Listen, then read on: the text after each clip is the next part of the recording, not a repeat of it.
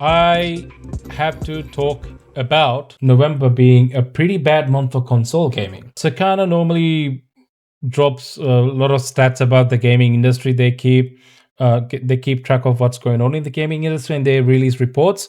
And they dropped some interesting numbers a couple of days ago, and that's been talked about everywhere. GameFile, they're calling November a nightmare November for video game console sales, as the big three all drop in the US. So this is specifically concerning US numbers, but I'm pretty sure this is also applicable to other countries, including Australia as well. A lot of the factors that are contributing to this huge drop in console sales in specifically November leading up to the Christmas is applicable to pretty much all over the world at the moment. Derek Strickland has also shared this chart, which is very interesting. So this is US video game hardware unit sales and average selling price. If you look at this very closely, November 1995 and November 2025, that's where we are. This is the average selling price of a console in the US. It's gone from like about 140 something to 450. Obviously, there's inflation to factor in as well. The situation is the console sales in November has been so bad that you have to go as far back as 1995 to see the same level of performance in terms of sales. So if you look at total hardware units, and this is the total hardware units over here, you have to go as far back as 1995 November to see the same level of hardware sales. And at the same time, you see average selling price has gone further up, so high up. If you really look closely, this is 2019 and 2020. We got a huge price hike for consoles. You can see that right here. That's around the same time when the current generation of consoles released, and it was a huge shift in price. And you can see as the price hiked, there was a clear drop of sales, hardware sales. As the price was hiking, the sales were dropping. It's not that surprising. When you put the price of the consoles high, people stop buying the console. Imagine that, right? What a mystery. Anyway, that's where we at. We got one of the worst Novembers we've had since 1995 for video game consoles, and it is very concerning. And according to GameFile here it says Microsoft, Sony, and Nintendo all sold fewer consoles in the US this November than in November 2024, according to sales tracking firm Sakana, which published a bleak market update yesterday. Spending on gaming hardware for the month totaled $695 million, a 27% drop from the November 2024 total of $949 million. Let that sink in for a little bit. It was the worst dollar amount for a November since 2005. The amount of actual consoles sold during the key holiday shopping month was even worse. The 1.6 million units total amounted to the lowest reported by Sakana since 1995's 1.4 million. We are talking about the era of Switch 2, Xbox Series, and PS5 versus the era of Super Nintendo, Sega Saturn, and original PlayStation 1. So the last time we had it this bad was when we had a Super Nintendo, Sega Saturn, and the original PS1 just coming into the market. Technically, PlayStation hasn't even really been released. It's just coming into the market. So you can't even factor that in really in 1995 because it ended up selling really well afterwards. There's a very clear negative correlation between the rising console price versus, falling sales volume. The fact that this year we've had so many price hikes for the gaming consoles, just this year alone, we had so many price hikes. Not PS5, but Xbox did, and also Switch 2 and Switch did as well. They put up the prices, and the Xbox hardware now increasingly seen as kind of pointless as well because of the fact that Xbox games are also now playable on both PlayStation and PC. People kind of not seeing the point of an Xbox gaming console anymore. And even with PS5, like you had games like Ghost of Yotei releasing. These are pretty strong games for PS5, but not true console sellers that are driving people to buy the new hardware, buy the PS5 consoles. I don't think it was driving a lot of people to actually buy the console just to play the game. I also think part of the reason why we've had a worse month in November 2025 this year is because of probably the absence of GTA 6 as well. Honestly, it was supposed to be releasing right about now. GTA 6 is one of those very rare games that could be a potential like major console purchase driver. So the absence of GTA 6 this year because of the delays probably worsened the sales by a significant margin, probably.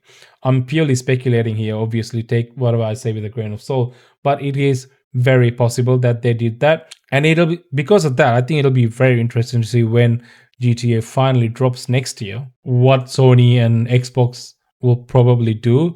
They're probably going to have like very steep discounts for the consoles in order to drive sales for GTA. Also, like to make sure that people buy the consoles because GTA is only playable on consoles for a while, not even coming on PC. So probably try to have steep discounts. I don't know about Xbox, but Sony definitely will. But even then, by the time when GTA drops, it might even still struggle if consoles end up hitting 900 plus US dollar price points because we probably going into a recession right now and it's probably going to get worse.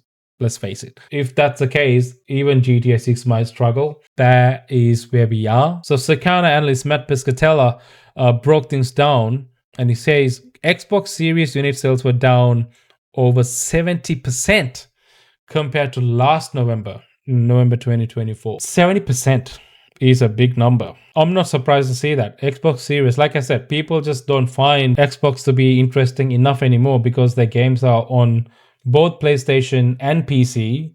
So why the hell do you need an Xbox Series for, which has been going up in price for the entire year twice? There's no reason for people to buy an Xbox when you can buy a PS5 for cheaper and still play Xbox exclusives. 70% down compared to last November? Yeah, makes sense. But what's also interesting is PS5 also down 40% from last November. Even more interesting, Switch 2 and Switch were both down more than 10% compared to Switch a year ago. That's right, Circana data shows that even Nintendo, which launched the seemingly red-hot Switch 2 in June, went on to sell fewer Switch 1s and Switch 2s combined this November than they sold Switch once last November. That is actually a crazy situation to be in because I actually thought Switches were selling so well because they said that they sold whopping 10 million units in the first 4 months since launch, and that was a lot. So I thought, at least they might be selling a lot of Switches, especially leading up to the holidays because, a lot of the kids want Switches and their parents usually go to console for their kids. It would be a Switch over a PlayStation 5 or an Xbox. And it's the most giftable console too. So most people would be buying them as gifts as well. To see that the Switch 2 and Switch 1 sales during this November is still like combined sales of both Switch 1 and Switch 2 sales in this November is still 10% less than just Switch 1 sales from last year's November.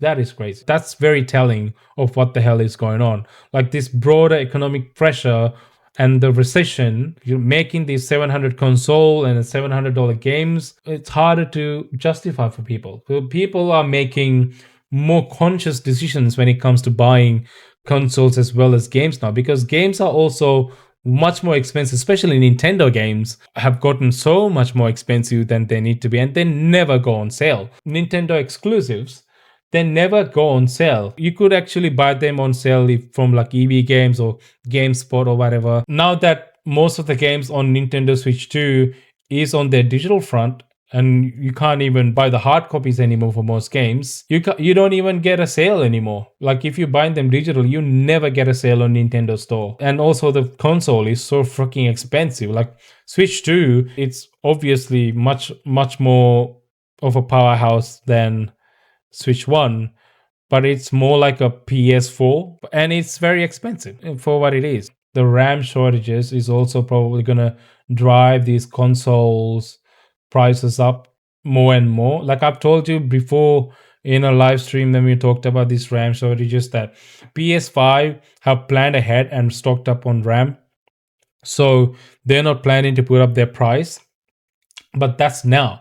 they're gonna run out of those RAM and eventually gonna have to buy stock at a higher price point, which is then gonna get passed down onto their new consoles that are gonna get that's gonna be in production. Then anything that has a RAM will have a price going up. That's the unfortunate reality that we're living in right now, and it's probably going to get worse with the recession. People just skipping or delaying optional upgrades. So like I remember back in the PS4 era, me and most of my mates, we all had PS4s, not Xboxes. Like I had an Xbox One, but I ended up selling it because I had nobody to play on Xbox One with, because all my mates had PS4s. What's interesting was when PS4 Pro released, all of us ended up upgrading to PS4 Pro as well.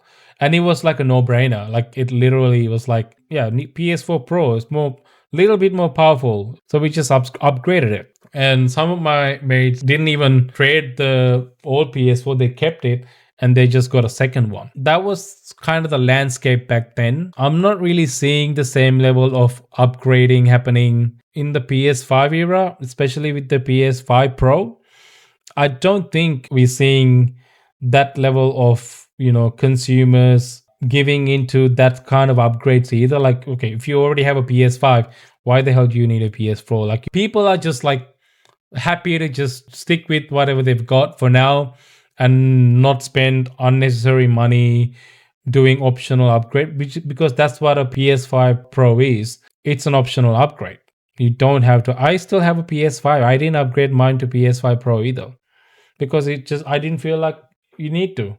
PS5 still managed to play all the games that PS5 Pro would play. The graphical difference is very minimal, other than occasional 60 FPS you get from PS5 Pro. It's not worth it. It's really not that worth it. And you still have the option to play 60 FPS with the performance mode on PS5. It's really like, if you really draw comparison between the look of games that release on both versions of PS5, you can't tell a difference. It's even if you spot a difference, like with the screenshots, when you really play the game, you can't tell. You really cannot tell. After like a couple of minutes, you stop noticing that difference, because that's just how games work. Subtle differences you don't really notice when you play a game. For that reason, PS5 Pro is an optional upgrade, which probably didn't end up selling quite a lot of units as much as PS4 Pro did. And that is probably because of, this current economy we're living in right now. And it's forcing people to be way more conscious with their spending habits all across the globe. It's not just the US, it's everywhere. It's here too. I think this is what led to pretty much a nightmare November, as GameFile calls it, for console sales, because people just don't want to buy anything that they don't have to buy. Tariffs also probably played a huge part in the rising prices as well, especially for US, because these are Chinese made consoles, even though, the companies can be situated anywhere else, but the consoles are made in China, but they got hit with tariffs as high as like 88%. I think they got reduced later, but still. And then because of that, companies had to shift manufacturing heavily to other countries like Vietnam, but the cost remained still pretty high. That's part of the reason why these price hikes also happened as well. And that's also contributed to this whole situation. Even Matt Pescatella was like, I certainly don't have all the answers here, but pricing seems to be one of the potential influences. Like, obviously he's an analytics guy, so he doesn't want to say it, but we can, because we're just giving opinions here, so we can say it. We know that it is because it's a price hikes. It's because of the economy, the recession is coming. People just more conscious about what they're buying now, because as you say here, the average price of a console from Big 3 this November was $439, some 11% higher than a year ago, just a year ago. Within a year, it's gone up 11% high. That's an insane number to go high on. That's a lot. With price, however, there is also some added nuance. Thanks in part to price promotions, PS5 was not actually more expensive this November versus last year, Pescatella said, but Xbox Series was 30% more expensive. And Nintendo Switch 2 consoles prices were up 70% due to the newer device's higher price. Of course, Piscatella noted that one piece of gaming hardware wasn't down from last November.